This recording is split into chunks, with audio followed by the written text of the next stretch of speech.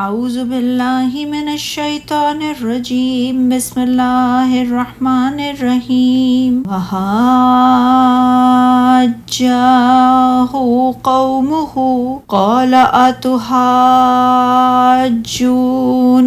فی اللہ وقد ہدان ولا اخاف ما تشركون به الا ان يشاء ربي شيئا وسع ربي كل شيء علما افلا تتذكرون وكيف اخاف ما اشركتم ولا تخافون انكم اشركتم بالله ما لم ينزل به عليكم سلطانا فأي الفريقين أحق بالأمن إن كنتم تعلمون الذين آمنوا ولم يلبسوا إيمانهم بظلم أولئك لهم الأمن وهم مهتدون وَتِلْكَ حُجَّتُنَا آتَيْنَاهَا إِبْرَاهِيمَ عَلَى قَوْمِهِ نَرْفَعُ دَرَجَاتٍ مَّن نَّشَاءُ إِنَّ رَبَّكَ حَكِيمٌ عَلِيمٌ۔ اور اس کی قوم نے اس سے جھگڑا کیا تو ابراہیم علیہ السلام نے کہا، کیا تم مجھ سے اللہ کے بارے میں جھگڑا کرتے ہو، حالانکہ اسی نے مجھے ہدایت دی ہے، اور میں ان سے نہیں ڈرتا جنہیں تم اس کا شریک ٹھہراتے ہو۔ ہاں، اگر میرا رب کچھ چاہے تو وہ ضرور ہو سکتا ہے۔ میرے رب کا علم ہر چیز پر چھایا ہوا ہے۔ کیا پھر تم نصیحت حاصل نہیں کرتے؟ اور میں ان سے کیوں ڈروں جنہیں تم شریک ٹھہراتے ہو، جبکہ تم اس بات سے نہیں ڈرتے کہ تم ان کو اللہ کا شریک ٹھہراتے ہو، جن کی اس نے تم پر کوئی دلیل نازل نہیں کی۔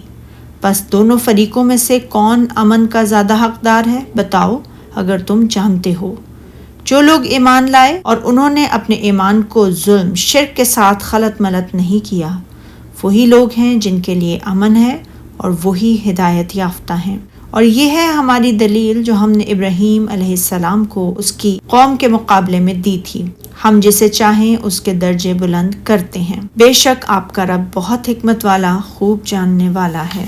اللہ تعالیٰ نے اپنے خلیل حضرت ابراہیم علیہ السلام کے بارے میں ہمیں یہ بتایا ہے کہ جب آپ کی قوم نے اس توحید کے بارے میں آپ سے جھگڑا کیا جسے آپ نے اختیار فرمایا تھا اور انہوں نے آپ سے مناظرہ کیا، تو آپ نے انہیں جواب دیتے ہوئے فرمایا، کیا تم مجھ سے اللہ کے بارے میں بحث کرتے ہو، حالانکہ اس نے مجھے سیدھا رستہ دکھا دیا ہے؟ یعنی کیا تم مجھ سے اللہ کے بارے میں بحث کرتے ہو حالانکہ اس کے سوا کوئی معبود نہیں، اور اس نے مجھے حق کی بصیرت اور ہدایت عطا فرما دی ہے، اور مجھے اس بارے میں پوری طرح شرح صدر حاصل ہے، تو میں تمہارے فاسد اقوال اور باطل شبہات کی طرف کس طرح توجہ دوں؟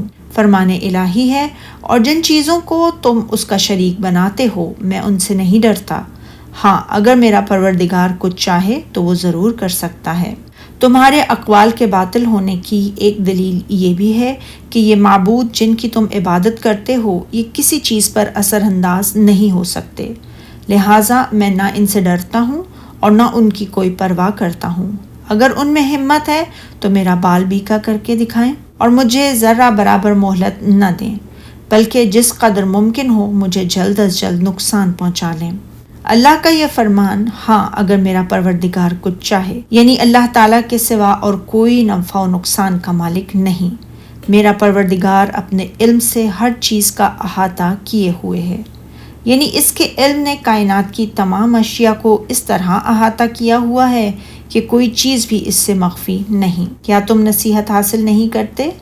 میں نے تمہارے سامنے جو بیان کیا ہے، کیا اس کی روشنی میں تم یہ خیال نہیں کرتے کہ یہ معبود باطل ہیں، تاکہ ان کی پوجا پاٹ سے تم باز آ جاؤ؟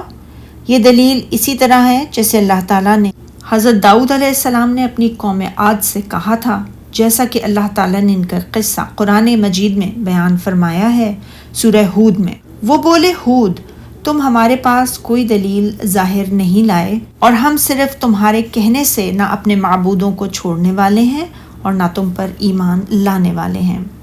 ہم تو یہ سمجھتے ہیں کہ ہمارے کسی معبود نے تمہیں آسیب پہنچا کر دیوانہ کر دیا ہے، انہوں نے کہا بے شک میں اللہ کو گواہ بناتا ہوں اور تم بھی گواہ رہو کہ جن کو تم اللہ کا شریک بناتے ہو بے شک میں ان سے بیزار ہوں۔ جن کی اللہ کے سوا عبادت کرتے ہو تو تم سب مل کر میرے بارے میں جو تدبیر کرنی چاہو کر لو اور مجھے مہلت نہ دو۔ بلا شبہ میں اللہ پر اور جو میرا اور تمہارا سب کا پروردگار ہے بھروسہ رکھتا ہوں۔ زمین پر جو چلنے پھرنے والا ہے وہ اس کو اس کی پیشانی سے پکڑے ہوئے ہے۔ بے شک میرا پروردگار سیدھے راستے پر ہے۔ ارشاد الہی ہے، بھلا میں ان چیزوں سے جن کو تم اللہ کا شریک بناتے ہو کیوں کر ڈروں؟ یعنی میں ان بتوں سے کیوں کر ڈر سکتا ہوں اللہ کے سوا جن کو تم نے اپنا معبود بنا رکھا ہے، جبکہ تم اس بات سے نہیں ڈرتے کہ تم ان کو اللہ کے ساتھ شریک بناتے ہو جن کی اس نے تم پر کوئی دلیل نازل نہیں کی۔ حضرت ابن عباس رضی اللہ تعالیٰ عنہ نے دیگر ائمہ سلف سے فرمایا ہے کہ سلطان کے معنی حجت اور دلیل کے ہیں، جیسا کہ اللہ تعالیٰ نے فرمایا سورہ شعراء میں، کیا ان کے اللہ کے سوا ایسے شریک ہیں جنہوں نے ان کے لیے ایسا دین مقرر کیا ہے جس کا اللہ نے حکم نہیں دیا؟ اور فرمایا سورہ نجم میں، وہ صرف نام ہی نام ہیں جو تم نے اور تمہارے باپ دادا نے رکھ لیے ہیں، اللہ نے ان کی کوئی دلیل نازل نہیں کی۔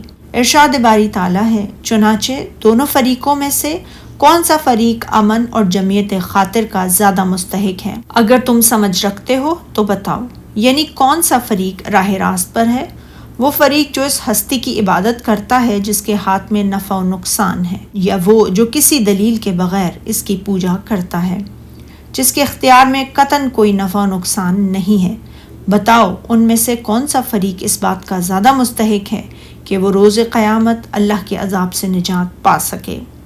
اللہ تعالیٰ فرماتا ہے، جو لوگ ایمان لائے اور اپنے ایمان کو شرک کے ظلم سے مخلوط نہیں کیا، یہی وہ لوگ ہیں جن کے لیے امن ہے اور وہی ہدایت پانے والے ہیں۔ یعنی یہ لوگ جنہوں نے اللہ واحد اللہ شریک کے لیے عبادت کو خالص کیا اور اس کے ساتھ ذرا برابر بھی شرک نہ کیا، تو قیامت کے دن بھی یہی لوگ امن میں ہوں گے اور دنیا اور آخرت میں بھی یہی ہدایت یافتہ ہیں۔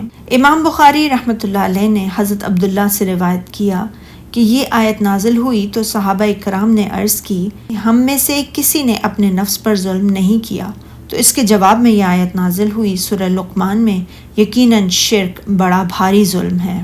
امام احمد نے حضرت عبداللہ رضی اللہ تعالیٰ عنہ سے روایت کیا ہے، جب یہ آیت نازل ہوئی تو صحابہ اکرام رضی اللہ تعالیٰ عنہ پر یہ بہت گراں گزری اور انہوں نے عرض کی، اللہ کے رسول صلی اللہ علیہ وآلہ وسلم، ہم میں سے کس نے اپنے آپ پر ظلم نہیں کیا؟ آپ صلی اللہ علیہ وآلہ وسلم نے فرمایا، اس سے یہ مراد نہیں، کیا تم نے یہ بات نہیں سنی جو اللہ کے نیک بندے لقمان نے کہی تھی سورہ لقمان میں، اے میرے پیارے بیٹے، اللہ کے ساتھ شرک نہ کرنا، بے شک شرک تو بڑا بھاری ظلم ہے۔